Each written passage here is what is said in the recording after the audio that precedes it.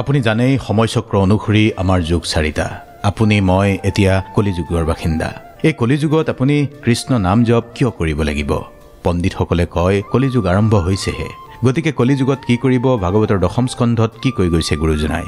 সত্য যুগে যেন ফল পাৱৈ ধ্যান কৰি, মহা যজ্ঞে ত্ৰেতা যুগে ভজি হৰি, যেন ফল পাৱৈ পূজা কৰি দাপৰত, পাৱৈ সবে ফল কলিযুগ কীৰ্তনত। হেন জানি কৃষ্ণক ভজিও হবে নৰে, নাহি আন দেৱবন্ধু মাধৱত পৰে। দুৰ্ঘুৰ সংসাৰ যাৰ নাম লৈলে তৰি, শংকৰে ৰচিল ডাকি বোলা হৰি হৰি। অৰ্থাৎ যেতিয়া ভগৱান শ্ৰীকৃষ্ণই আন সকলো ধৰ্মলৈ গুচি গৈছিল, অৰ্থাৎ দাপৰ যুগত যেতিয়া প্ৰভু ভগৱন্তই ইহ সংসাৰত মনুষ্যৰূপী অৱতাৰ শেষ কৰি গুচি গৈছিল, তেতিয়াই কলিযুগ আৰম্ভ হৈছিল। আৰু সেয়ে হয়তো ভাগৱতত কোৱা হৈছে, আতপৰে পুণ্য আন নাহিকে কলিত, আন ধৰ্ম কৃষ্ণৰে লগতে গুচি গৈল। একস্থান হুয়া হৰি নাম মাজে ৰৈল, কলিৰ পৰম ধৰ্ম জানা হৰি নাম, শংকৰে ৰচিলা ডাকি বোলা ৰাম ৰাম। এতিয়া শাস্ত্ৰমতেই দাপৰ যুগ পৰ্যন্ত পূজা পাতল আছিল, তাৰো আগত ত্ৰেতা যুগত যাগ যজ্ঞ আৰু সত্য যুগত আছিল ধ্যান। কিন্তু ভগৱান শ্ৰীকৃষ্ণৰ অৱতাৰৰ সময় সমাপন হোৱাৰ পিছতেই কলিযুগ আৰম্ভ, আৰু সেইবাবে সাৱধানে শুনক ভাগৱতৰ এই বাণী।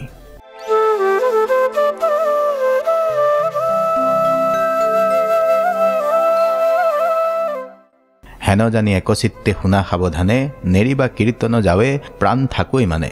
ঘোৰ কলিযুগে জন্ম লভৈ যত প্ৰাণী, পাপ সাগৰত তল গৈল হেন জানি। তাক উদ্ধাৰিবে মনে কৃষ্ণ কৃপাময়, কৰিলা বিস্তাৰ নিজ পুণ্য কীৰ্তি ছয়।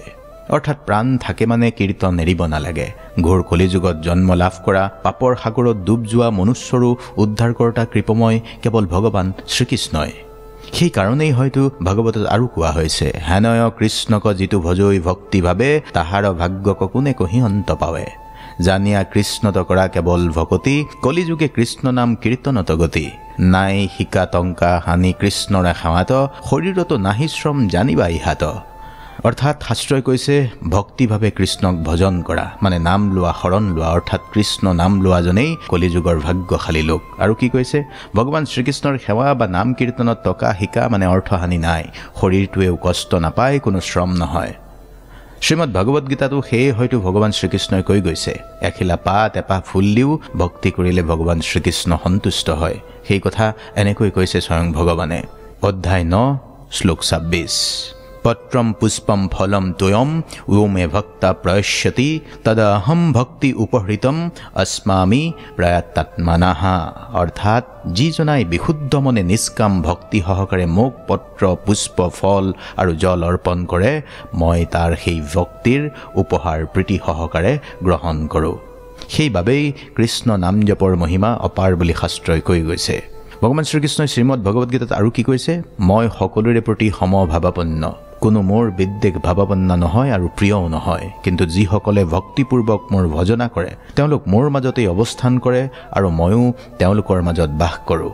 ভাগৱতৰ 4ৰ্থ স্কন্ধত আৰু আছে এনেকৈ, বিশেষত কলিযুগে শ্ৰৱণ কীৰ্তন, সমস্ত লোকৰ ইছে মুকুতি সাধন। কৃষ্ণৰ চৰণে প্ৰেম ভক্তি বঢ়াৱে, জানি সাধুজনে আকে গুণে ভজে গাৱে। অৰ্থাৎ কলিযুগত শ্ৰৱণ কীৰ্তন কৰিলেহে সমস্ত লোকৰ মুক্তি সাধন হয়, আৰু স্বয়ং শ্ৰীকৃষ্ণৰ চৰণত প্ৰেম ভক্তি বাঢ়ে, আৰু সেই কথা জানিয়ে সাধুজনে শুনে, ভজে আৰু গায় কেৱল কৃষ্ণ কথা। কৃষ্ণ নাম লোৱাৰ সময়ত আপোনাৰ সন্মুখত থকাজনেও এক শিহৰণ অনুভৱ কৰে, এক পুলকিত অনুভূতি আহে। আৰু সেয়াই যদি অনুভৱ আপোনাৰ সন্মুখত থকাজনৰ হৈছে, আপুনি পৰমাত্মাৰ নাম লোৱাটো শুদ্ধ হৈছে। কৃষ্ণ এক কম্পন, কৃষ্ণ এক শিহৰণ। ভগৱান শ্ৰীকৃষ্ণই স্বয়ং শ্ৰীমদ ভগৱত গীতাৰ 4ৰ্থ অধ্যায়ৰ 11 নম্বৰ শ্লোকত আৰু কৈছে, ইয়ে যথা মং প্ৰপদন্তে তাংস্তথৈব বেজমেহম, মম বৰ্তানুবৰ্তন্তে মনুষ্যঃ পাৰ্থ সৰ্বশঃ। অৰ্থাৎ যিয়ে যেনেকৈ মোৰ প্ৰতি আত্মসমৰ্পণ কৰে, মই তেনেদৰেই তেওঁলোকক পুৰস্কৃত কৰোঁ, সিমানেই সহযোগ দিওঁ। সাধকৰ শ্ৰদ্ধাই কৃপা হৈ তেওঁ পায়।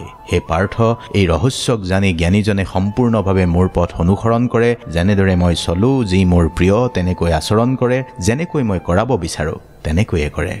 গতিকে আপুনি কেৱল প্ৰাপ্তিৰ প্ৰত্যাশাৰে কৃষ্ণ নাম জপৰ সুফল হয়তো নাপাব। আপুনি কি কৰিব?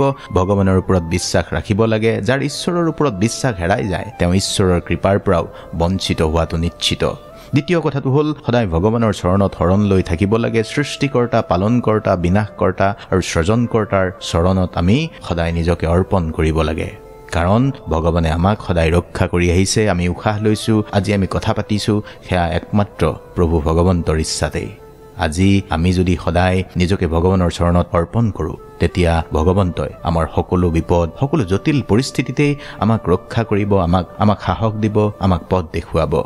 গতিকে আমাৰ পৰম গুৰুজনাই আৰু কি কৈছে, শুনিওক সবাসদ মহাভাগৱত পদ, কৃষ্ণ কথা সংসাৰতে সাৰ, কৃষ্ণক হৃদয়ে ধৰা, আপুনি সংসাৰ তৰা পুৰুষক কৰি উদ্ধাৰ।